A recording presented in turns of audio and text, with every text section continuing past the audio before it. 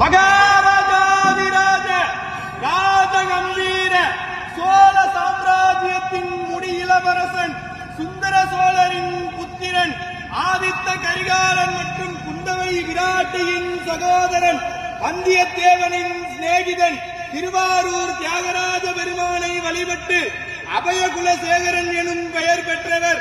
தெற்கே இலங்கை வரை சோழர்கள் நிலையாக விரிவு செய்தவர்.